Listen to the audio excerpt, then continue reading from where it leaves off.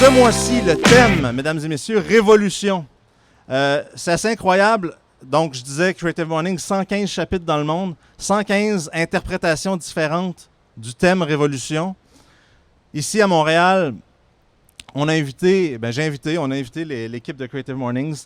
Un homme que je suis depuis plusieurs années, que j'apprécie énormément, qui va vous parler d'une version de la Révolution qui est peut-être un petit peu moins rah-rah-rah. On fait des grandes marches dans la rue, on part à Émilie-Gamelin puis on fait des manifs en cours. Mais il va parler de la Révolution telle qu'on la vit à travers notre vivre ensemble, la collectif. Puis j'espère en tout cas, que ça va vous inspirer. Puis je vais laisser un homme qui sait vraiment parler, puis sait vraiment utiliser des mots, et qui sait vraiment agir parce que depuis 12 ans, il est à la tête de l'Institut du Nouveau Monde. J'aimerais que vous m'aidiez à accueillir chaleureusement Michel Venn, directeur général de l'INM.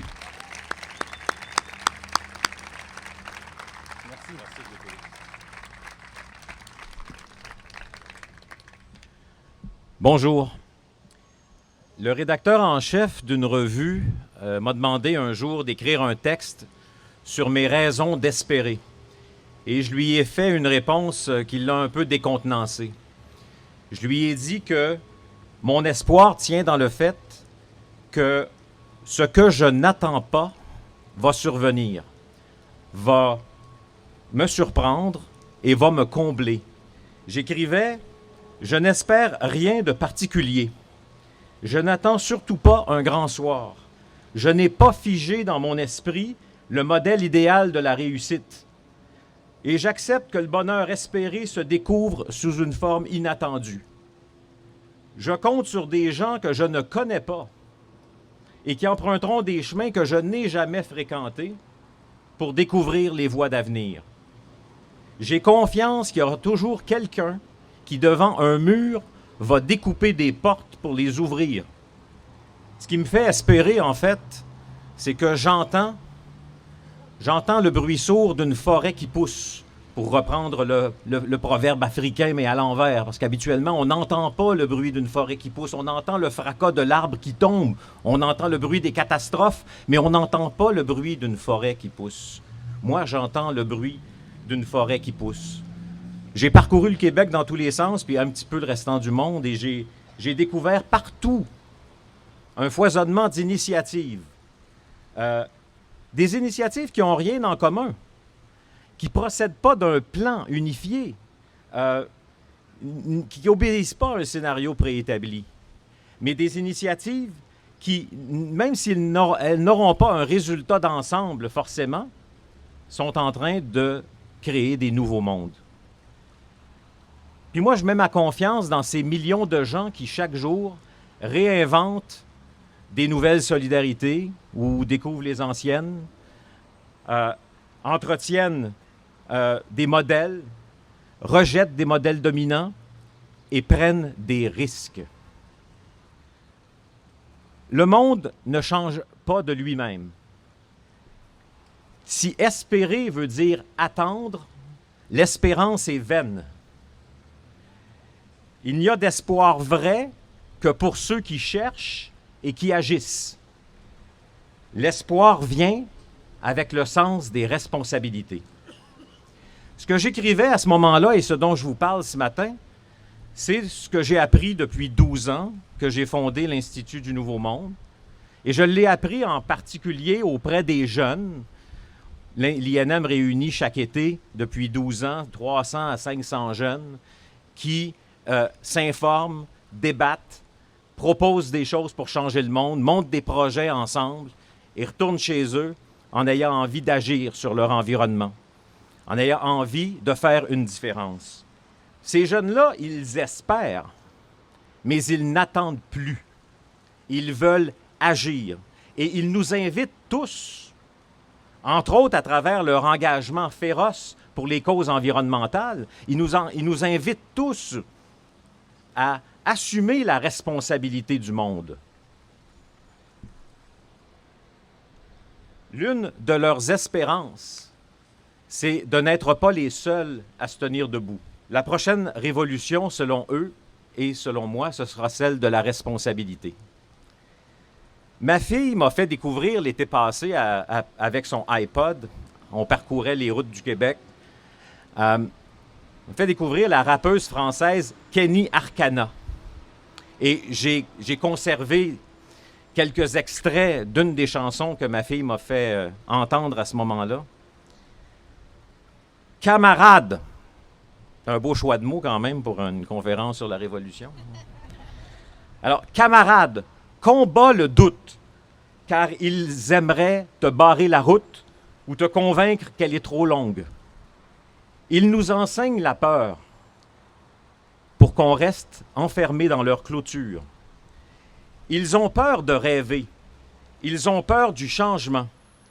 Ils ont peur de la différence. Ils ont peur de la chance et même peur du bonheur et du lendemain. Ils sont effrayés. Ils voudraient t'effrayer. Au fond, ils ont peur de la liberté. Mais pas toi.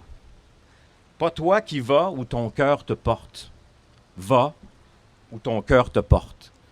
La responsabilité, c'est la manière ultime d'assumer cette liberté-là dont parle Arcana et qui a été conquise par l'humanité au fil des siècles. Le temps des responsables est venu, mais c'est un temps exigeant. Exigeant parce que c'est un temps qui exige qu'on donne la réplique à ces îles, à ces gens dont parle Kenny Arcana. À ceux qui disent « Ben non, on ne peut pas faire ça. On ne peut pas limiter le salaire des banquiers. On ne peut pas dire non au pétrole. On ne peut pas laisser à un mendiant le fruit de sa quête sans réduire ses prestations d'aide sociale. On ne peut pas faire ça. » À ceux-là, il faut dire « Ben oui, monsieur, on peut. Ben oui, monsieur, on peut. » Et non seulement on peut, mais nous allons le faire. On peut sortir de la logique du marché, des logements d'une ville, pour permettre à des familles à petits salaires de vivre décemment chez nous. Ben oui, monsieur, on peut faire ça. On peut ouvrir des cliniques de santé multidisciplinaires, peut-être coopératives, pas nécessairement, où vont travailler en équipe des infirmières, des puéricultrices, des psychologues, des ergothérapeutes, une couple de médecins, là, il en faut bien de temps en temps, entre autres pour mieux prendre en charge nos vieux. Puis à ces vieux-là, leur aménager des gymnases adaptés pour qu'ils puissent se garder en santé. Ben oui, monsieur, on peut faire ça. On peut même inventer des garderies mobiles, faire pousser des légumes sur les toits des immeubles, y mettre des ruches pour y cultiver du miel, donner le goût à des adolescents de terminer leurs études par le sport ou la musique, offrir un service téléphonique d'aide aux devoirs, jumeler des étudiants à des professionnels pour les aider à choisir une carrière qui les fera s'épanouir. On peut réinventer la pédiatrie en y ajoutant le mot « social ». Ben oui, monsieur, on peut faire ça. On peut, grâce à une application mobile, rendre plus attrayant, plus facile le transport public. On peut favoriser par une application aussi l'accessibilité plus grande aux urgences des hôpitaux, à une aide psychologique, à un médecin de famille. On peut changer la ville par une architecture adaptée pour les familles. On peut, par une campagne ciblée, encourager des parents à jouer leur rôle d'éducateur auprès de leurs enfants, avant comme après l'école. Ben oui, monsieur, on peut faire ça. On peut, monsieur ou madame. Oui, on peut faire ça. Je vous invite à essayer. Pensez à quelque chose que vous aimeriez qu'on fasse, que vous aimeriez que l'État fasse, que vous aimeriez que la ville fasse, à une chose qui n'existe pas, que vous aimeriez qu'il existe, que vous aimeriez créer. Pensez à cette chose-là et dites « Oui, monsieur, on peut faire ça ». Pensez-y et dites-le. « Oui, monsieur, on peut faire ça. Oui, monsieur, on peut faire ça. » Oui, monsieur. Ne ressentez-vous pas le souffle révolutionnaire vous porter plus haut et plus loin? On s'applaudit.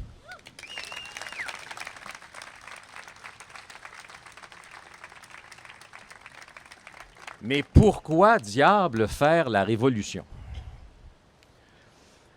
Qu'est-ce qu'une révolution?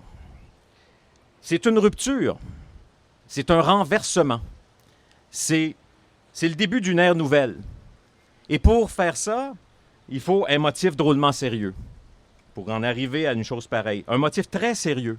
Et c'est sans doute pourquoi on ne fait pas des révolutions tout le temps dans nos contrées. Il y a parfois des révoltes, comme au printemps 2012, notre printemps érable. La révolte porte en germe la révolution, mais la révolution s'inscrit dans la durée.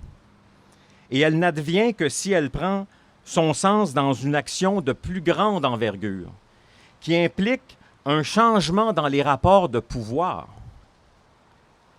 Alors, pour vouloir mener une révolution, même une révolution tranquille, on a l'habitude de ça ici au Québec, il faut des raisons sérieuses, des raisons communes, parce qu'on ne peut pas faire la révolution tout seul.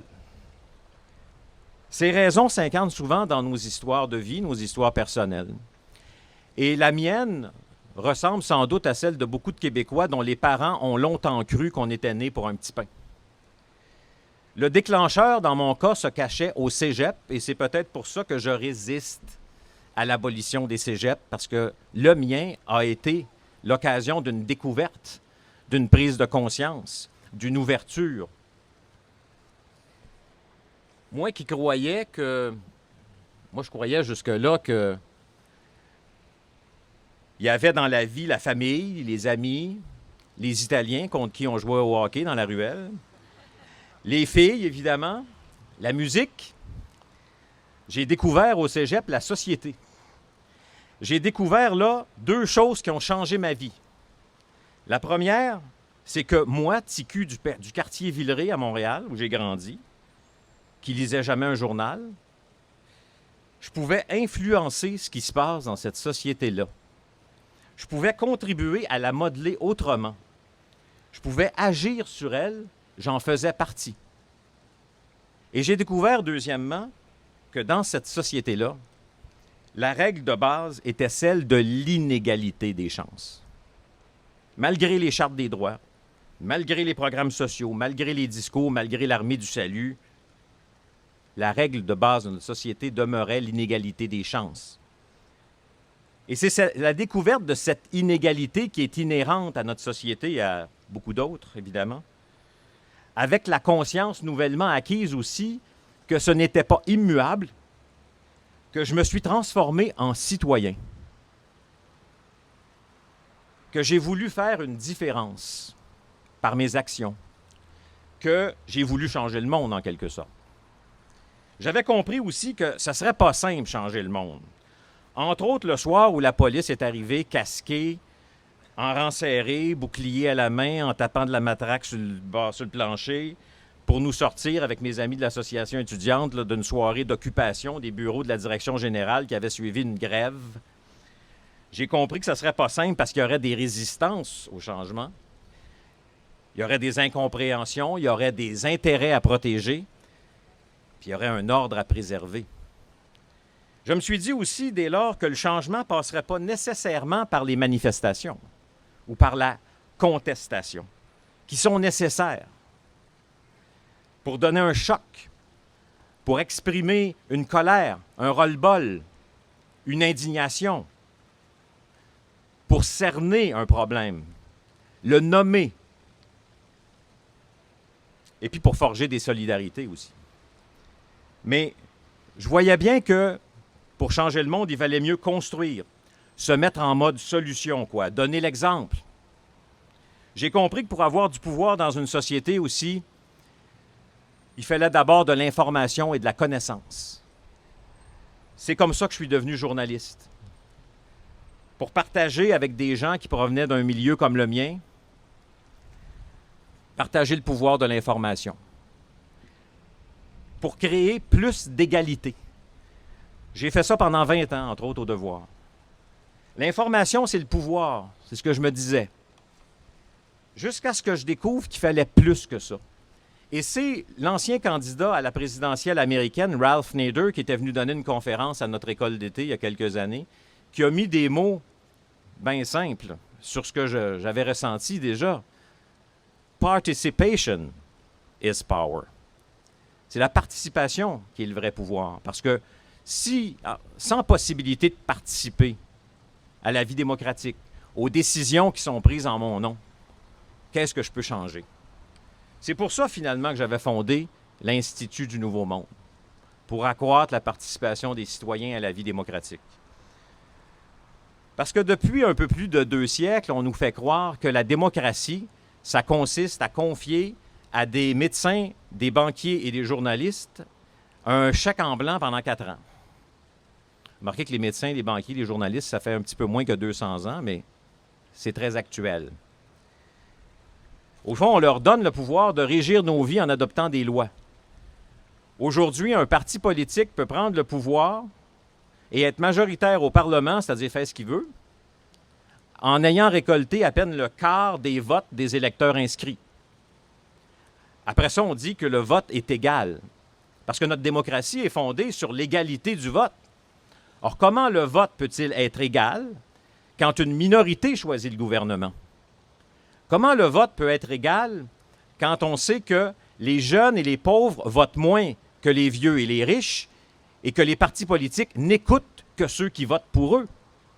Et comment le vote peut-il être égal quand dans la société sévissent les inégalités économiques, les inégalités sur le plan culturel, l'accès à la culture, à la connaissance, en éducation? Pourquoi faire la révolution? Je ne vois pas de meilleure raison, en tout cas c'est celle, moi, qui me motive, que celle donc de réduire les inégalités dans notre société. La semaine dernière, le Fonds monétaire international a publié une étude qui démontre que la thèse voulant qu'en laissant les riches s'enrichir, leur richesse profitera aussi aux pauvres par effet de ruissellement. D'autres disent dans leur langue trickle-down effect. Alors, le FMI, donc un fleuron de la gestion capitaliste du monde, dit dans cette étude-là que cette théorie du ruissellement, c'est un mensonge éhonté. C'est une fraude intellectuelle et morale. Ça serait une grosse blague si ce n'était pas sérieux. Cette thèse-là, c'est celle sur laquelle s'appuient ceux qui refusent de faire payer plus d'impôts à ceux qui ont les moyens d'en payer, de faire leur juste part. Et c'est sur cette thèse-là qu'ils s'appuient pour coloniser nos esprits et figer le système économique dans ce qu'il est aujourd'hui. Cette étude-là, on aurait dû la lire sur les unes de tous les quotidiens. On aurait dû en parler ad nauseam dans tous les téléjournaux. Dans les universités, on aurait dû faire des colloques prioritaires, toutes affaires cessantes. On aurait dû obliger tous les politiciens et les banquiers qui nous ont servi cette thèse-là du ruissellement pendant tant d'années à démissionner. On aurait dû être 200 000 dans la rue pour dénoncer ceux qui ont soutenu cette thèse et exiger immédiatement des réformes fiscales. Parce que c'est sur un mensonge qu'on structure et qu'on maintient le régime d'inégalité sociale dans lequel nous vivons. Un régime qu'on peut changer. Ben non, on ne peut pas faire ça. Oui, monsieur, on peut faire ça. C'est le fun. C'est plaisant de se dire une chose pareille. Faites du bien. On s'applaudit.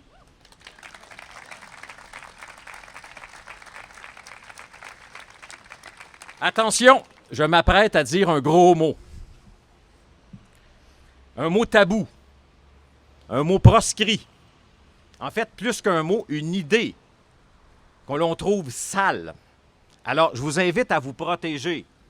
Mettez peut-être vos mains sur vos oreilles au cas où, là, que ça fasse mal. Vos mains devant vos yeux, tout à coup qu'il y ait un éclair qui jaillisse de ma bouche quand je vais prononcer ce mot-là. Et quand je vais le prononcer, ce mot, je veux vous entendre pousser un gémissement d'horreur, un cri d'effroi. OK? On va faire un test, OK? Faire un test, là. Alors, je dis le mot. Ah!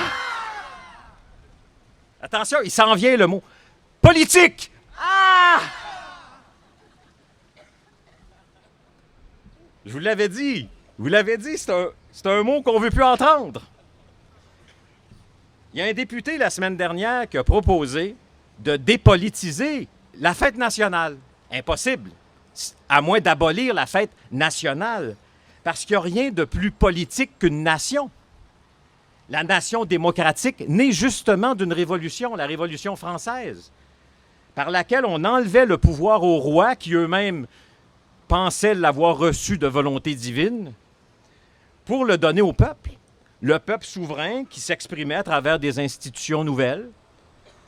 On réduisait comme ça la puissance de quelques-uns qui décidaient pour la distribuer à tout le monde dans la société, du moins en principe. On essaye encore depuis ce temps-là de trouver la bonne solution. Il n'est pas encore tout à fait parvenu, mais on s'est amélioré. La politique, je vous donne ma définition bien humblement. La politique, c'est tout ce qu'on fait ensemble pour résoudre des problèmes ou réaliser des aspirations qui nous dépassent comme individus, au-delà de la famille, des amis, des connaissances. La politique, c'est que ça. La politique, c'est aussi le seul moyen dont on dispose collectivement pour empêcher la tyrannie des intérêts privés sur l'intérêt public, c'est-à-dire l'intérêt le plus largement partagé, celui de toute la population.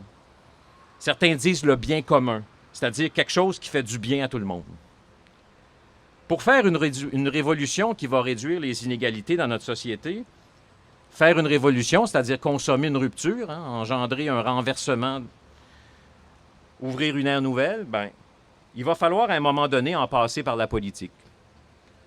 Le projet politique de l'INM et le mien, c'est celui-là. Chacun d'entre vous, peut-être l'ignorez-vous, vous avez un projet politique. Vous le partagez en tout cas. Vous y contribuez. C'est un projet qui vous dépasse comme individu, qui va bien au-delà de ce que vous accomplissez dans la vie de tous les jours, mais qui est lié à ce que vous faites dans la vie de tous les jours. L'INM, par exemple, organise au quotidien des conférences, des tables rondes, des démarches de consultation, des écoles de citoyenneté pour les jeunes. En soi, ces démarches-là ne font pas une révolution. Parce qu'on ne fera pas une révolution par des méthodologies créatives qui réinventent le brainstorming avec des blocs Lego. Les forums ouverts, les caucus 4-6, les diagrammes, les triagrammes, les laboratoires d'innovation sociale, MindLab, Living Lab et Tutti Quanti, Think Out of the Box, Hold Up, co-création, ville intelligente et co-quartier, transition numérique, Think Out of the Box. Belle chose, ces méthodologies-là, que nous utilisons à l'INM. Je vous ai récité le catalogue de nos méthodes. C'est bon pour organiser une discussion, pour faire émerger des idées. Mais la meilleure idée qui émerge de ces processus-là sera rien qu'une idée si elle ne devient pas une innovation. Puis une innovation n'a pas d'effet révolutionnaire si elle ne peut se déployer au-delà des happy few qui en tirent une jouissance momentanée. Bref, si son effet n'est pas systémique, et les systèmes sont politiques. Ils sont traversés par des jeux d'acteurs qui défendent leurs intérêts. Et la beauté de la politique, c'est d'être capable de transcender ces jeux d'intérêts-là pour te faire triompher une solution dont bénéficie la majorité. C'est ça la frontière qu'il faut désormais repousser. Comment réduire la faim dans le monde? On le sait comment. Il y a des bibliothèques entières qui ont été publiées sur ce sujet-là. La plupart des solutions ont été testées. Mais c'est la mise en œuvre et le déploiement à grande échelle qu'on ne réussit pas à faire. On ne réussit plus, on dirait, à déployer les bonnes idées à grande échelle. Ben non, voyons, on ne peut pas faire ça. Ben oui, monsieur, on peut. La révolution dont on a probablement le plus besoin, c'est une révolution démocratique. En tout cas, c'est ce qu'on cherche à pousser à l'INM, par laquelle la participation devient l'objectif. Parce que la participation repose sur le partage de la responsabilité. On y revient. Elle suppose aussi, bien sûr, un climat de confiance qui vient par la collaboration. Elle n'est possible que si une société mise vraiment sur l'égalité. Dans notre pays, depuis plusieurs années, on tourne le dos à la politique. Les jeunes surtout. Or, moins de démocratie donne plus d'indifférence et plus d'inégalité. Et plus d'inégalité entraîne moins de participation démocratique. Mais la révolution, avant de devenir politique, se prépare dans la société. par d'innombrables gestes. Et ces gestes-là sont motivés par des buts. Quels sont vos buts au-delà de vous-même être heureux? Ma fille, la même qui m'a fait découvrir Kenny Arcana, s'était engagée très intensément dans la grève étudiante de 2012. Puis elle en est sortie plutôt amère. Outre les marques de matraque sur ses mollets, laissées, j'imagine, par inadvertance, au moment où elle quittait les lieux d'une manif pour s'en retourner tranquillement chez nous. Outre ça, elle est sortie amère. Et ensemble, on a rédigé un texte à 4 mains, un échange fille-père autour de ce conflit-là qui a été publié dans un recueil de photos de Jacques Nadeau du Devoir. Et elle dit 2-3 affaires importantes. J'en ai gardé quelques-unes que je veux partager avec vous. Elle me dit, elle dit pas papa, là, mais enfin. Je te parle d'une logique. Une logique qui s'implante maintenant et très rapidement dans notre système d'éducation, dans notre système de santé, dans les sphères publiques de notre société. Une logique qui en modifie les règles, non. Mais pourtant, personne ne semble s'en émouvoir ou semble vouloir en débattre. C'est bien quelque chose qui me choque de la réaction d'une grande partie de la population à notre lutte, la peur de remettre ces pratiques en question. Je dois avouer aussi que je me questionne sur la crédibilité que notre société accorde à 300 000 étudiants en grève.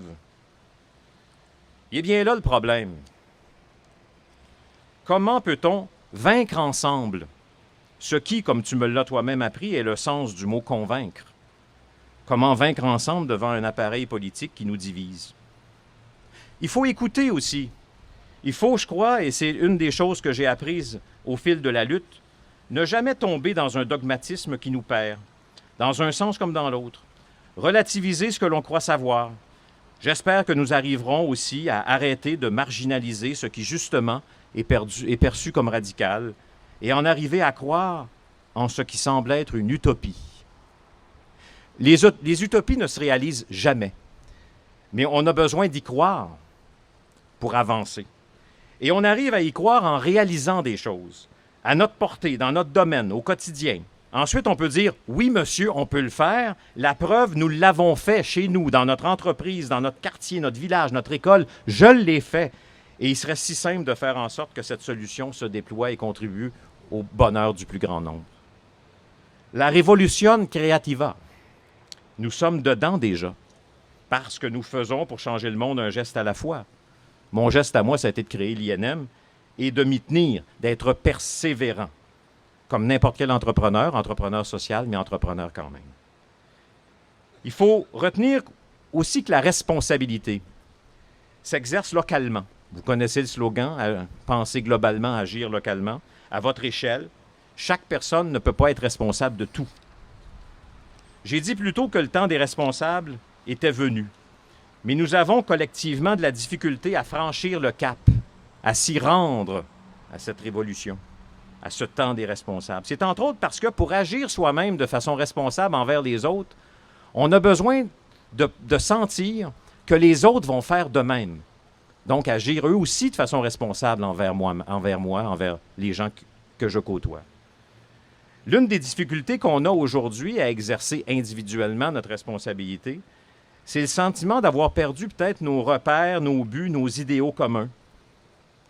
Tant l'univers partagé, qui est largement dominé par des médias de masse tournés beaucoup vers le divertissement, ce qui n'est pas une mauvaise chose, mais ça en prendrait juste quelques-uns qui s'intéressent à autre chose, ou dominé par un discours politique généralement centré sur la gestion, l'équilibre comptable, bref, un univers partagé qui est devenu pour bien des gens vide de sens.